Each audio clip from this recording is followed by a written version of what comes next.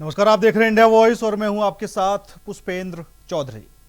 उत्तराखंड की राजनीति में विधानसभा चुनाव की आहट के साथ ही एक बार फिर परिवारवाद बनाम संगठनवाद की बहस तेज हो गई है। बीजेपी और कांग्रेस दोनों एक दूसरे पर वंशवाद को बढ़ावा देने के आरोप लगा रही हैं, लेकिन इस सियासी जंग के बीच कांग्रेस के वरिष्ठ नेता और नेता प्रतिपक्ष यशपाल आर्य ने बड़ा दांव चलते हुए ऐलान किया है कि उनके बेटे और पूर्व विधायक संजीव आर्य आगामी विधानसभा चुनाव नहीं लड़ेंगे। इस फैसले ने राजनीतिक गलियारों में नई चर्चा छेड़ दी है। यशपाल आर्य के इस कदम के बाद अब सवाल बीजेपी की ओर भी उठने लगे हैं। बीजेपी लगातार कांग्रेस पर परिवारवाद का आरोप लगाती रही है, लेकिन उत्तराखंड बीजेपी के भीतर भी कई वरिष्ठ नेताओं के बेटे, बेटियां, पत्नी और अन्य परिजन चुनावी राजनीति में सक्रिय हैं या टिकट के दावेदार माने जा रहे हैं। बंशीधर भगत अपने बेटे की पैरवी कर रहे हैं। देहरादून कैंट में विधायक सविता कपूर से ज्यादा उनके बेटे अमित कपूर की सक्रियता चर्चा में है। सतपाल महाराज अपने बेटे सुयश रावत, गणेश जोशी अपनी बेटी नेहा जोशी और बिशन सिंह चूफाल अपनी बेटी के लिए समर्थन जुटाते हुए नजर आ रहे हैं। तो वहीं कांग्रेस में भी प्रीतम सिंह के बेटे अभिषेक और विधायक मुन्ना सिंह चौहान की पत्नी मधु चौहान के नाम चर्चा में है। अब ऐसे में सबसे बड़ा सवाल यही है कि क्या परिवारवाद सिर्फ विपक्ष में दिखाई देता है या सत्ता पक्ष भी उसी राह पर चल रहा है? क्या चुनाव में टिकट योग्यता और प्रदर्शन के आधार पर मिलेंगे या फिर राजनीतिक विरासत ही सबसे बड़ी ताकत बनेगी? कांग्रेस का दावा है कि परिवारवाद के बड़े चेहरे बीजेपी में चले गए हैं, जबकि बीजेपी का आरोप है कि कांग्रेस की राजनीति की जड़ें ही वंशवाद है। अब देखना होगा कि चुनावी रण में जनता परिवारवाद के इस मुद्दे को कितना महत्व देती है और राजनीतिक दल अपने दावों पर कितना खरे उतरते हैं। क्या कुछ बयानबाजी चल रही है, एक बार वो आपको सुना देते हैं। परिवारवादी तो भाजपा में है, जो हमारे यहाँ भी परिवारवादी थे वो भाजपा में चले गए। अभी बिहार का मंत्रिमंडल बना तो स्वास्थ्य मंत्री वो तो परिवारवाद से होंगे नहीं। तो परिवारवाद की तो बात करना भाजपा छोड़ ही दे। एक नहीं सैकड़ों एग्जाम्पल हैं। हाँ, ये अलग बात है कि जितनी परिवारवादी पार्टियां थी उनको भाजपा समाप्त कर रही है, रीजनल पार्टीज को। अब परिवारवादी लोग भी डरे हुए हैं। जहां तक दूसरी बात है, आपने जो प्रश्न पूछा कि भाजपा आरोप लगाती है वन टिकट, ये टिकट, भाजपा अपने घर को संभाले। हमें टिकट किसको देना है, किसको नहीं देना है, हमारा हाईकमान तय करता है और वो समय आने पर आपको भी बताएगा। अगर कोई यशपाल जी ने स्टेटमेंट दी है तो वो जरूर कोई ना कोई उसका आधार होगा। टिकट वितरण की एक व्यवस्था हमारे दल में है। ये ना तो मैं तय कर सकता हूँ, ना कोई दूसरा व्यक्ति तय कर सकता है। उन्होंने अपने परिवार की बात कही कि संजीव आर्य टिकट नहीं लेंगे और चुनाव नहीं लड़ेंगे। तो अभी उनका फैसला है, बाकी तो राष्ट्रीय नेतृत्व तय करेगा कि किसको लड़ना है, किसको नहीं लड़ाना है। निश्चित तौर पर भारतीय जनता पार्टी एकदम सही कहती है कि परिवारवाद कांग्रेस में इस कदर घुसा हुआ है कि आज तक इनका राष्ट्रीय अध्यक्ष से लेकर प्रधानमंत्री तक जो भी बने हैं वो सिर्फ एक कठपुतली मात्र बनकर रह गए हैं। बहुत ज्यादा हमारे कटाक्ष करने के बाद राष्ट्रीय अध्यक्ष इन्होंने चेंज किया और वो भी एक पपेट मात्र रह के चले गए हैं, क्योंकि निश्चित तौर पर वो कुछ भी बिना परिवार की अनुमति के नहीं कर पाते हैं। और दूसरी बात मैं ये कहना चाहूंगी, जो यशपाल आर्य जी कह रहे हैं, जो इनके प्रदेश अध्यक्ष कह रहे हैं, बार बार आप लोग एक परिवार एक टिकट क्यों कह रहे हैं? क्या आपके कार्यकर्ता नहीं रह गए? आप कार्यकर्ताओं को परिवार से भिन्न मानते हैं? तो पहले आप उनके बारे में भी तो सोचने का थोड़ा सा कष्ट करिए। और मैं बहुत ज्यादा संवेदनाएं रखती हूँ इनके इक्का दुक्का जो कार्यकर्ता रह गए उनके ऊपर, कि इनके बारे में आखिर इनकी कांग्रेस पार्टी कब सोचेगी, वो दिन इनका कब आएगा। और आज इसी मुद्दे पर करेंगे चर्चा में शामिल होने के लिए हमारे साथ कांग्रेस से डॉक्टर प्रतिमा सिंह और बीजेपी से हनी पाठक जी जुड़ चुकी हैं। दोनों ही मेहमानों का बहुत बहुत स्वागत है। सबसे पहले हनी पाठक जी, आपके पास ही आऊंगा, क्योंकि जैसे ही चुनाव का समय नजदीक आता है, ये तो सभी को पता है कि उम्मीदवारों की या फिर टिकट पाने वालों की सक्रियता काफी ज्यादा बढ़ने लगती है।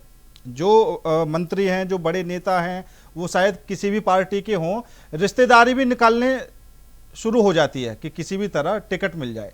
तो हनी पाठक जी, अब सबसे बड़ी समस्या बनी हुई है परिवारवाद, और परिवारवाद कहें 2022 के विधानसभा चुनाव को देखें तो दोनों ही पार्टी के जो परिवारवाद के आरोप हैं दोनों पर ही सहमत हैं। देखिए पुष्पेंद्र जी, जो आप ये कह रहे हैं अभी शुरू की लाइन में आपने कहा कि सभी कार्यकर्ता अपनी अपनी रिश्तेदारी निकालने में लग जाते हैं। ये तो चुनाव आते आते की बात नहीं है, कांग्रेस में ये शुरू से चला आ रहा है। इससे पहले हरीश रावत जी के करीबी जितने थे, हाँ, करण महाराज जी के करीबी जितने थे, यशपाल आर्या के करीबी जितने थे, वो सभी अपनी अपनी रिश्तेदारी निकालते थे।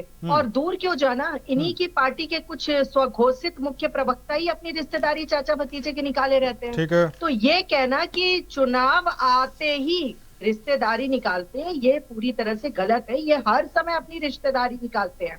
और ये बयान तो अब सामने आया ना, यशपाल आर्य जी और इनके अनेकों कार्यकर्ताओं, अनेकों नेताओं का कार्यकर्ता तो बचे नहीं, सॉरी, सब नेताओं के जो अब बयान आ रहे हैं वो अब आ रहे हैं ना। लेकिन ये एक परिवार एक नियम का जो टिकट का ये जो नियम ये बना रहे हैं, ये आज का नहीं है, ये 10 जनपद से शुरू होकर प्रियंका गांधी, राहुल गांधी सब पर है। ये शुरू से चली आ रही परंपरा है कि परिवार वालों को देंगे और परिवार वालों को देकर रहेंगे, क्योंकि अगर परिवार वालों को नहीं देंगे तो एग्जाम्पल सेट कैसे करेंगे प्रियंका गांधी, राहुल गांधी वगैरह वगैरह पे, सोनिया गांधी वगैरह पे।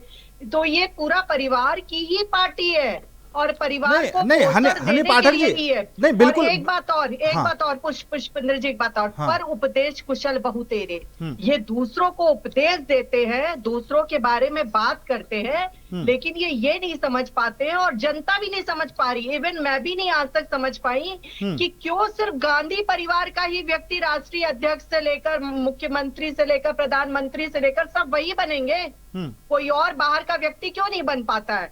और ये देखिए कि एक सैनिक पुत्र माननीय मुख्यमंत्री श्री पुष्कर सिंह धामी जी को विधायक से सीधे मुख्यमंत्री तक पहुंचाया गया, ये सिर्फ भाजपा में संभव है। राष्ट्रीय अध्यक्ष श्री गृह मंत्री जो इस समय है अमित शाह जी, वो एक बूथ अध्यक्ष हुआ करते थे, आज वो फिर वो राष्ट्रीय अध्यक्ष बने, आज गृह मंत्री बनते हैं। हमारे जो वर्तमान के राष्ट्रीय अध्यक्ष है नितिन नवीन जी, वो भी एक बहुत बड़ा एग्जाम्पल है कि हम सिर्फ परिवार को महत्व नहीं देते हैं और कार्यकर्ता कहाँ जाएगा बेचारा। ये देखें, उत्तराखंड में अगर हम देखते हैं तो हरीश रावत जी खुद के लिए भी मांगते हैं, आनंद रावत के लिए भी मांगते हैं, बेटी अनुपमा रावत के लिए भी मांगते हैं, फिर कहते हैं परिवारवाद की नीति नहीं कहते, इसको कहा जाता है 900 चूहे खाकर बिल्ली हज को चली। और ये हज भी सफल नहीं होगा क्योंकि आप हज ही करने जाते हैं, क्योंकि सभी और धर्मों से आपको परहेज होता है। सालों परिवारवाद किया, अब फिर एक ढोंग कर रहे हैं, ठीक है। तो परिवार ही क्यों, कार्यकर्ता बेचारा हमारी बिल्कुल। हनी पाठक जी, अब सवाल ये है, आपने कांग्रेस पे तो आरोप लगा दिए कि हमेशा कांग्रेस में ही परिवारवाद होता है, लेकिन अगर हम 2022 के विधानसभा चुनाव देखें तो उसमें 8 परिवार ऐसे हैं आपकी तरफ से जो राजनीति से जुड़े हुए हैं और उनके परिवार के किसी सदस्य को टिकट दिया गया है। उसमें कांग्रेस थोड़ा आगे है, कांग्रेस ने 10 ऐसे परिवारों को टिकट दिया। 2022 की बात कर रहा हूं मैं। मुझे पता है आपकी तो परिवारवादी रिश्तेदारी तो निकलती नहीं कांग्रेस में। आप कहाँ जाएंगी प्रतिमा जी? ठीक है, डॉक्टर प्रतिमा जी।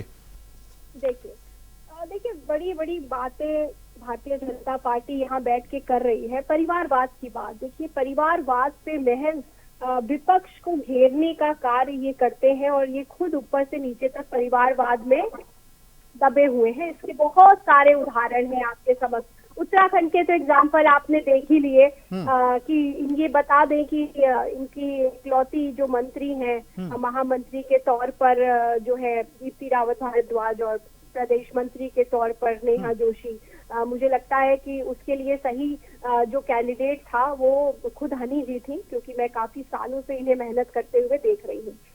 दूसरी बात है, सतपाल महाराज के पुत्र हो गए, गणेश जोशी की पुत्री हो गई, चुफाल जी के पुत्र हो गए, सविता कपूर के जो है के पुत्र हो गए। ये सारी बातें डायनेस्टी पॉलिटिक्स की बात आप करते हैं, कांग्रेस को घेरने की बात करते हैं। एक छोटा सा सवाल है कि किसकी वजह से आप इंदिरा जी की भी बात कर देते हैं, आप राजीव जी की बात कर देते हैं, आप कांग्रेस के प्रधानमंत्रियों और आप राष्ट्रीय अध्यक्ष की बात करते हैं। हमने तो राष्ट्रीय अध्यक्ष, हम राष्ट्रीय अध्यक्ष एक आम आदमी को बना दे तो हम पपेट बना रहे हैं। आप अगर एक आम आदमी को उठा के राष्ट्रीय अध्यक्ष बना दे तो आप कहते हैं कि भैया ये तो सिर्फ भाजपा में संभव है और कहीं नहीं हो सकता। तो ये दोहरी बात, दोहरी जो रणनीति, दोहरी बातें भारतीय जनता पार्टी की है, जनता अभी ने बखूबी समझ चुकी है। इन्होंने कहा अमित शाह जी बूथ अध्यक्ष थे, तो अगर खड़गे जी के इतिहास उठा के देख ले तो वो भी बूथ अध्यक्ष थे, फिर वार्ड अध्यक्ष थे। अमित शाह जी बूथ अध्यक्ष के साथ साथ तड़ीपार भी थे, ये भी महत्वपूर्ण विषय है। अगर मैं राष्ट्रीय राजनीति की बात करूं तो जय शाह कौन है? जय शाह ने कितने क्रिकेट मैच खेले और कितने क्रिकेट मैच में भारत को विजयी हासिल करवाई, जिसकी वजह से उनको जो है बीसीसीआई का चेयरमैन बनाया गया। ये इसका जवाब भारतीय जनता के पास नहीं है। बासी स्वराज ने कितनी मेहनत धरातल पर की। नहीं, ठीक है प्रतिमा जी, जो है वोटर लिस्ट, प्रतिमा जी, जो राष्ट्रीय स्तर की राजनीति है उस बारे में चर्चा होती रहती है। अभी उत्तराखंड के जो हालात है उन पर आ जाइए। नहीं, क्योंकि देखिए अगर यहाँ पे प्रधानमंत्री की बात होगी और राष्ट्रीय अध्यक्ष की बात होगी तो प्रधानमंत्री और राष्ट्रीय अध्यक्ष भी राष्ट्र की बात है। और अगर हमने कौन से डायनेस्टी व्यक्ति को प्रधानमंत्री बना दिया? इंदिरा जी, देखिए लाल बहादुर शास्त्री को भी चुनने का कार्य कांग्रेस पार्टी ने किया था, कार्यकर्ताओं ने किया था। इंदिरा जी को चुनने का कार्य भी जो है कार्यकर्ताओं ने किया, कांग्रेस पार्टी के कार्यकर्ताओं ने किया, जनता ने किया। तो कोई किसी को चुन के नहीं बिठाता। हमने इंदिरा जी को जिताया नहीं, जिताया जनता ने और फिर वो बनी। और इंदिरा जी की बात, इंदिरा जी तो जो है फ्रीडम स्ट्रगल में अपना महत्वपूर्ण योगदान दिया। नहीं, बिल्कुल प्रतिमा जी, आपकी बात ठीक है, लेकिन 2027 के विधानसभा चुनाव को लेकर उत्तराखंड में जो फिलहाल लड़ाई चल रही है और बीजेपी कांग्रेस पर, कांग्रेस बीजेपी पर परिवारवाद के आरोप लगा रहे हैं कि भाई जो परिवार है, कांग्रेस की तरफ से हरीश रावत कई बड़े नाम हैं, वो अपने परिवार वालों को टिकट दिलाने की होड़ में है। हनी पाठक जी की तरफ से भी कई नाम हैं, वो अपने लोगों के लिए अभी से पैरवी करने से लगे हुए हैं। पुष्पेंद्र जी, मुझे कंप्लीट कर लेने दीजिए मेरी बात, आपकी बात पे जवाब दूंगी। मुझे आपने बहुत समय नहीं दिया, मुझे भी दीजिए थोड़ा समय। मनमोहन सिंह किस डायनेस्टी पॉलिटिक्स से आते हैं? मनमोहन सिंह जैसे प्रख्यात इकोनॉमिस्ट को अगर कोई प्रधानमंत्री बना सकता था, वो कांग्रेस पार्टी बना सकती थी। एपीजे अब्दुल कलाम को राष्ट्रपति बना सकता था, कांग्रेस पार्टी बना सकती थी। 2008 की मैं बात करूं, जब पूरा विश्व किस तरीके से परेशान था, जो है इन्फ्लेशन से, लोग परेशान थे, आर्थिक तंगी से, सिर्फ एक भारत ऐसा देश था जो आर्थिक तंगी से गुजर नहीं रहा था। और ये हम नहीं, इंटरनेशनल जितने मीडिया लेकर के पेपर हैं वो तक कह रहे हैं। तो आप परिवारवाद की बात मत करिए, आज आप खुद परिवारवाद में भीगे हुए। दूसरी बात, अगर यशपाल आर्या जी ये कह रहे हैं कि संजीव आर्या जी टिकट नहीं मांगेंगे, नहीं लड़ेंगे, तो बड़ी खुशी की बात है। मुझे तो लगता है भाजपा को खुश हो जाना चाहिए। ठीक है ठीक है प्रतिमा जी, आपके तो नेहा जोशी, मसूरी, आप नेहा जोशी को देख लीजिए। नहीं, बिल्कुल ठीक बात है हनी पाठक जी, क्योंकि हमेशा देखा जाता है कि जब भी चुनाव होते हैं तो भारतीय जनता पार्टी रणनीति के मामले में कांग्रेस से कहीं ना कहीं आगे रहती है। लेकिन यहां पर जो यशपाल आर्य ने ये दाव चला है और साफ तौर पर कह दिया कि जो मेरा बेटा है वो चुनाव नहीं लड़ेगा, इससे लग रहा है कि अब बीजेपी की जो रणनीति है वो थोड़ी पीछे हो गई है कांग्रेस से। अब इस दाव को काटने के लिए बीजेपी ने क्या कुछ प्लान किया है, कुछ सोचा है? पुष्पेंद्र जी, देखिए, प्लान उसके लिए किया जाता है जिसमें कोई दम होता है। जो अभी हाल में आज की बात मैं कहूँ, मयूख महर क्या नाम है उनका, ठीक से पूरा टेढ़ा मेढ़ा अजीब सा ही है, उनके मुर्दाबाद के नारे लगे, एक महिला के बयान को बर्दाश्त नहीं कर पाए और वहां पे सिर फुटौल बैठक में हो गया। तो ये अपने को नहीं संभाल पा रहे हैं, ये जनता को क्या संभालेंगे? अब मैं आती हूँ इनके सब बातों के जवाब पर। इन देखिए, तहजीब, संस्कृति, मर्यादा हमारे पदों में, हमारी जिह्वा में दिखाई देनी चाहिए। जब ये लाल बहादुर शास्त्री जी वो बिना जी लगाए तो ऐसे बोल रही थी जैसे इनके पोता पोती हो लाल बहादुर शास्त्री, और इंदिरा गांधी जी बोल रही हैं। इससे इनके तहजीब, संस्कार और परंपरा के बारे में पूरी चीजें बयान की जाती है। ये कहती इंदिरा गांधी जी को जनता ने अपनाया था। इंदिरा गांधी जी जब चुनाव हार गई थी, आपातकाल से लेकर भिंडरवाला केस से लेकर सिख विरोधी दंगे से लेकर हर वो हथकंडे अपनाया स्वर्गीय श्रीमती इंदिरा गांधी जी ने कि वो अपनी सत्ता पे काबिज रह सके, उसके लिए जितनी गुंडागर्दी हो सके वो करे। पहले तो पुष्पेंद्र जी, जब आपकी डिबेट शुरू हो रही थी, मैं प्रतिमा जी तभी आपको टोक रहा था कि जो राष्ट्रीय स्तर की राजनीति है उस पर आप ना जाइए, क्योंकि आपने इंदिरा गांधी जी का नाम लिया, आपने कहा कि जनता ने चुना है, अब वो तुरंत से बीजेपी की तरफ से आपातकाल वाली स्थिति यहाँ पर आ गई।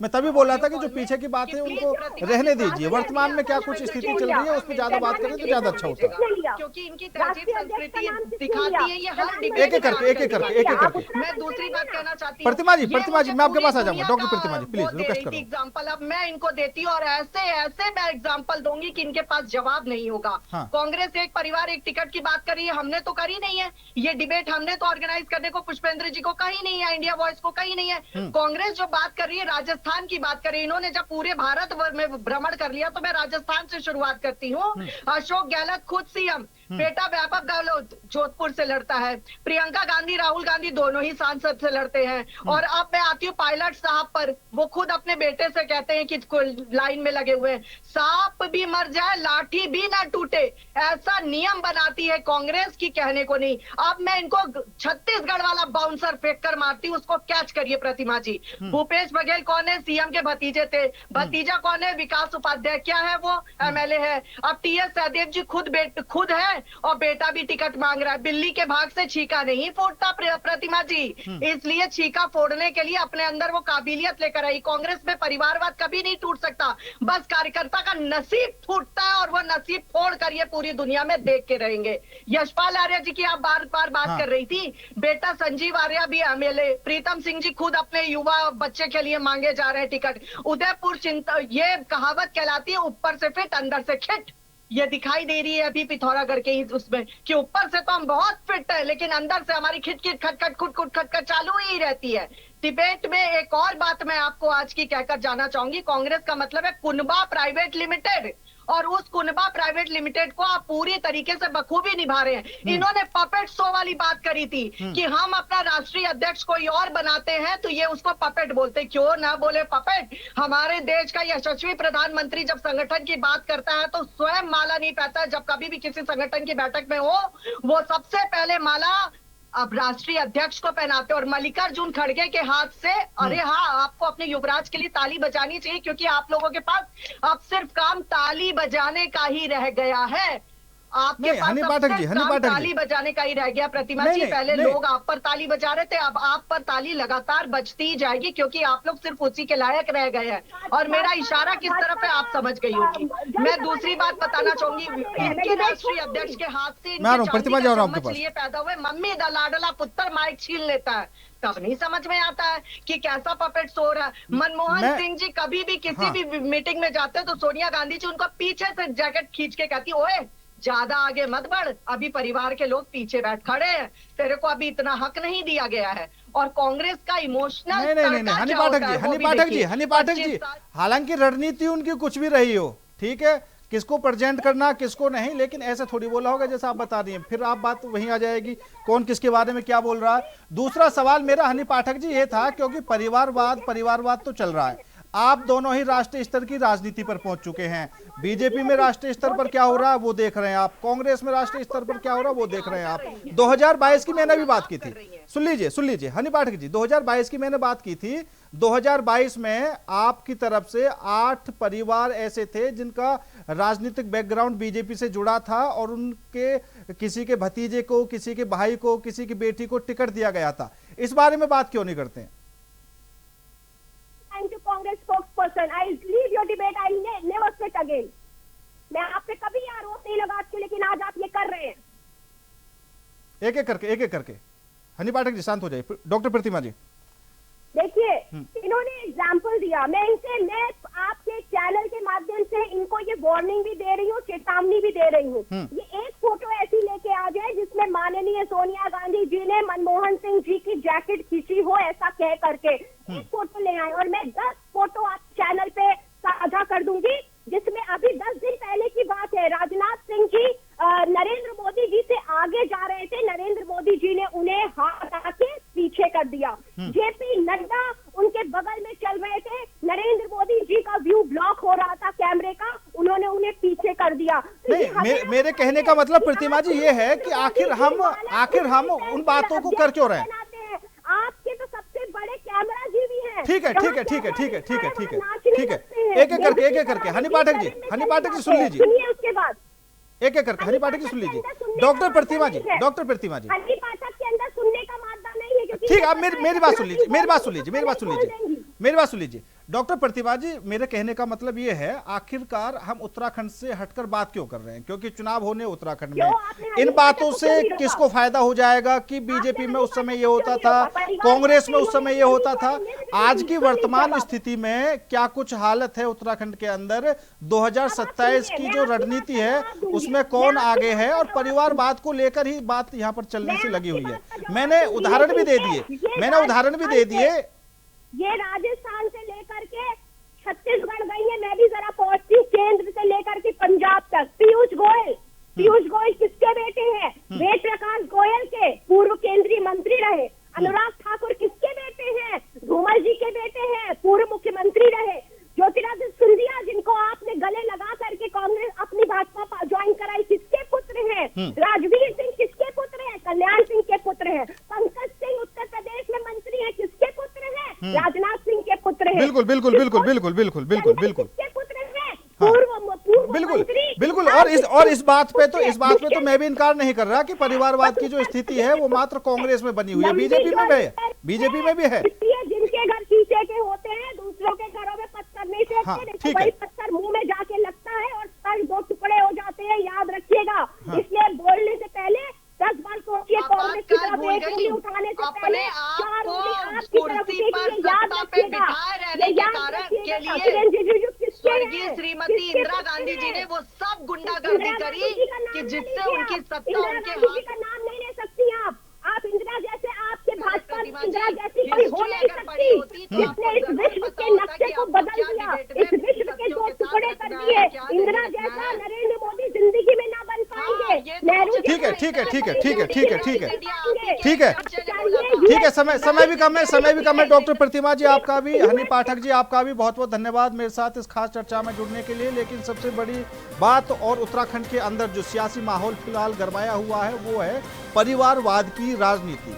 और कहीं ना कहीं जो कहा जाता है कि जब चुनावी माहौल बनता है, चुनाव शुरू होते हैं, उसमें जो भारतीय जनता पार्टी की रणनीति होती है वो कहीं ना कहीं कांग्रेस से 2 कदम आगे होती है। लेकिन यहाँ पर यशपाल आर्य की तरफ से जो दाव चला गया है, उन्होंने साफ तौर पर कहा है कि अब की बार मेरा बेटा चुनाव नहीं लड़ेगा। मतलब परिवारवाद की जो राजनीति थी यशपाल आर्य या फिर उत्तराखंड कांग्रेस, उसको खत्म करने की कोशिश करने से लगे हुए हैं।